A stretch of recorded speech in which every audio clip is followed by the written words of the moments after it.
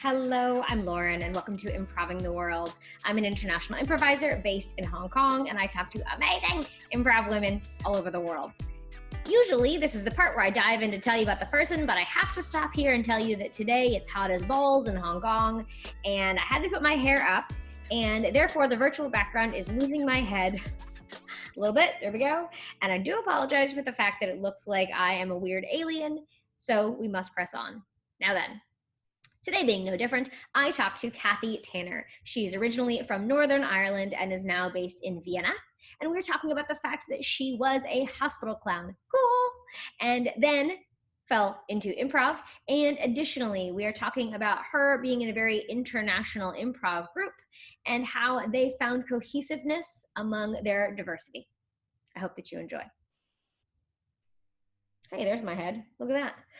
Kathy. Hi, Lauren. One of the things that we're going to talk about today is that you used to be a hospital clown, which I just think is so fun and fantastic. Hence why I have these lovely friends behind me. We'll foray into some other things. Tell me first, because all I have in my head is Patch Adams. What is hospital clowning? Okay, it came from America. It's called the Clown Care Unit in America, and it was started by a man called Michael Christensen, who had a very sick brother. He was a clown with the Big Apple Circus. And he used to go visit his brother in the hospital who had kidney problems. And he sort of started to talk to the other children in the ward, and he became quite successful at doing that. And the man in charge of the hospital said, "Would you come and do a Christmas show for us?" And so he said, "Sure, I will." And he came and did a Christmas show. And then he was asked to come on a regular basis. And so they started doing a weekly thing of visiting sick children. It came then over to Europe with a princess who tried to get it going in Amsterdam and Paris and was turned down there and was accepted in Vienna. A friend of mine who was a part of the project called me up one day and said, "Hey, Kathy, would you like to be part of this project? We want to start hospital clowning in Vienna." And I said, "Yeah, great, it's a good idea." So we started, and we had no idea what to do, how to react to the children, how to turn pain and sickness into a happy atmosphere. We just felt our way through it, and it has grown now. It's in every city in Europe. There are thousands of hospital clowns. Everybody's doing it, and it's very successful. We started about maybe 15 years ago, going to old people's homes as well. I've dealt a lot with Alzheimer, and it's really funny with the Alzheimer people. They sort of recognize you because you're different and you've got the nose. They don't know my name or they don't remember I've been there, but they sort of go, "Ah, yeah, it's you." Really, it's very interesting work. And it's multicultural. A lot of it is mime, non-verbal. We're always two of us. It's usually a man and a woman. And we improvise our way through the day. So you didn't have any clowning experience or any training when you started, right? That's right. Just comedy training, but not clowning. So this is clowns pretending to be doctors. So you're already in a place of mental agility, reading the room, figuring it out. How did clowning experience then inform your improv when you began doing improv? It certainly increased the way I would work with partners. Let's not say in a whole group, but one-to-one, because we were used to being two people doing it. And that sort of builds up relationships for me. Being a loving couple or a mother-daughter, enemies, anything like that. Okay. And in the same sort of mind space, I guess, you also have some experience with art therapy. What is art therapy? Tell me what that is. It's a whole mixture of things. With any of the arts, you can do therapy. There's music, dancing, poetry, singing, drawing, sculpture, and theatre. You're teaching people to work mainly on a one-to-one basis with a client. And therefore, in the improv and theatre and mask work play a great part in dealing one-to-one with people like that and training them to look at life differently, get rid of their control, listen to people, accept other people's ideas, make them more positive thinkers. You're mentioning control. What does that mean to you? You're talking about me worrying about something or wanting to control a scenario, or what do you mean with that? Yeah, it's checking yourself constantly. It's looking at yourself and making decisions about whether what you're doing is right or good or proper. Checking before you say or do something, and wanting to control basically yourself, not control other people. That's not part of therapy, but controlling yourself and being restricted in your actions. I understand. Okay. And you also alluded a little bit to being open, and I'm curious about how has improv for you made you open up as a person, and how has it made you, a yes person in that kind of way? Well, when I started out, being Irish as I am, I was a very open and yes sort of person.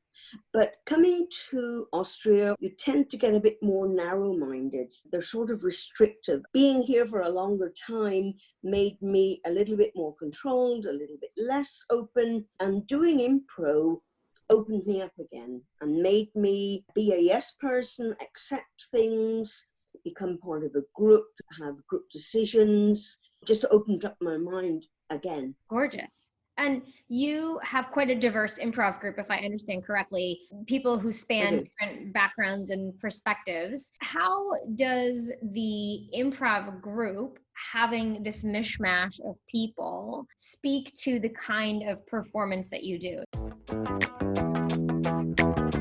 Well, it's very diverse. We come from America, Australia, South Africa, Canada, England, Ireland, and we've all been living for a good many years in Vienna and being part of the theatre group here. The name of our group is English Lovers. We probably took maybe a year and a half to get it together so that we were all on the one page, because some of us would want to do very English, Irish improvisation. There was a lot of American improvisation going on with references that we all didn't all understand about American cities and traditions and things like that. And we just grew together. We started off, in fact, doing things like sketches from Monty Python. Yes, please. Yeah, we did Rowan Atkinson and stuff like that. And the theatre we were working with said, we want you to do a comedy show. And I had just started working on Keith Johnson's principles. And I said, well, why don't we try improvisation? So we mixed. We did improv and sketches, and it grew from there. After 2 or 3 years, we went completely over to improvisation and trained with, Keith Johnson, Second City, Unexpected Productions from Seattle. Can you tell me, and it could be any tips or thoughts or learnings from the journey of doing this, how do you find common language as a group? If you have a selection of people who are from different backgrounds or languages or geographies, what do you do to make sure that you find cohesion and something that's successful together? Well, if we were training and working on things like that, we would ask questions. We would say, well, what do you mean by that? Why is it like this in the Wild West? And what about South Africa and apartheid? We would go into discussion about that and find out. We just grew together and found out more about each other's backgrounds, stories, upbringing, families, traditions. It just made us richer. It's so interesting to me, this idea of stopping the rehearsal to almost be like, hey, what do you mean by, apartheid or something like that? Because I have done so many different shows where, like the Ethiopian Jewish community gets mentioned or something, and it's this thing that one person knows about or the audience doesn't know about. And you just kind of creep your way through and do the best and figure it out on the journey. And Sure, you wing it. Yeah. And for me, that's just as much fun. But I also love that you can take a pause and a beat and have a discussion, because it enriches the shared context that you have. I think that's really lovely. That's right. Yeah, it's very enriching. It's very satisfying. So coming sort of full circle, do you still do the hospital clowning? No, I've stopped doing that now. I stopped when I was 65 and made room for the younger people. It was a good long term that I did, and I missed it when I stopped, but I just felt, and they felt too, it was time. It was enough. It goes on, it continues. I still go back to the hospitals and have a cup of coffee with the nurses and the doctors, visit my old patients, but just as a normal person. No mask, no nose, no costume, just keeping up in touch. So there was a period of time when you were both doing improv and clowning? Yeah, absolutely. Okay, so now I'm curious. I asked you how the clowning informed your improv. How did the improv inform your clowning? Did it change for doing improv? I suppose it just made me aware of the situation in the hospital room. Sometimes we would come across parents who didn't understand the idea behind hospital clowning, which we had to understand and take care of. You've got a very sick child and a clown comes into your room and you think this is inappropriate, but we would work with the parents as well and include them in the fun that we were having. And after a minute or 2 minutes, they were on our side and they accepted what we were doing. There was one particular case where there was a young man with a brain tumor and the nurses and doctors would say to us, don't go into Herman, you know, he won't understand what you're doing. So we would walk past his room and his mother came out one day and said, why aren't you coming into me? So we started to go into Herman and it was great. And he sort of laughed and we would squeak his nose and make him little animals. And he loved it. Yeah, we were accepted. You were saying something about how you had to almost sell yourself and explain yourself in a certain kind of way to maybe some parents who didn't understand the validity and the value of what it is that you were doing. And I'm wondering if there is a parallel here with audiences who maybe haven't seen improv, or the idea of people who watch a comedy show. Because from my perspective, sometimes I feel that some people come to a show and they're like, come on, make me laugh, let's go. And additionally, in terms of this specific improv context, a lot of times we have people who don't understand how it's a different art form than stand-up or theater or other things. And you're almost having to sell or convince them that it is true and it is valuable. Do you agree? Do you know what I mean? Oh yeah, absolutely. We run into a lot of audience members that say, who wrote the script? And how long did you rehearse that? And they just don't believe you're improvising. And we do a lot of musical stuff. We do a lot of singing and opera and operetta. And they say, it's not possible. You know, you're very funny and we enjoyed the show, but it's not improvised. We sort of have to go into a discussion with the audience on that. And we say, we do a different show every night. If we had to rehearse that, we'd be rehearsing for years, you know? Yeah, but there's one thing. The German humor, the German-minded humor is a little odd. It's, right. And because we're an English-speaking group, our humor is funnier. And the audiences, half of them come to improve their English, and the other half just love the comedy we do. And we don't just do comedy, but yeah, they love that. They just go for our special brand of humor. I love it. Sorry, yeah. German speakers. You're just going to have to up your game, okay? Right. Yeah, come to our workshops.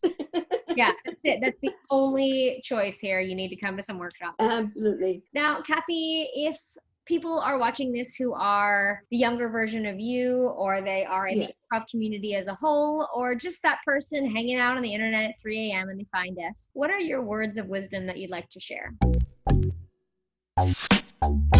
In these days, I would say get onto the internet and watch the workshops that are going on there, the podcasts, the reaching out that the improv community worldwide is doing at the moment, because we can't do what we're used to doing. We can't go to the theater. We can't deal with the audience, but there's a lot online that you can tune into and enjoy. And once this lockdown, shutdown is over, get out there and go to workshops and go to the theater, have fun with your improv. And for people who are in the Vienna area now and or in the future, and they want to come and have some, what is it, opera cake?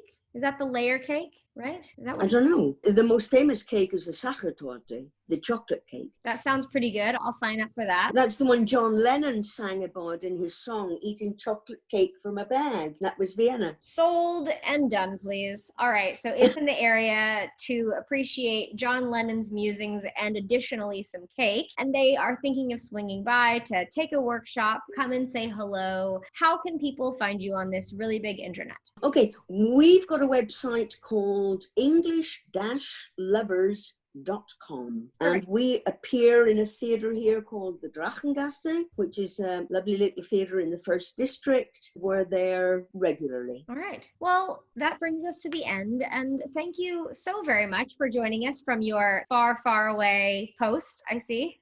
Okay. Really appreciate your time and your energy and your kind thoughts. Thank you very much, Kathy. Thank you, Lauren. It was lovely talking to you. You as well. This is Improving the World. I'm Lauren, and there's more where that came from.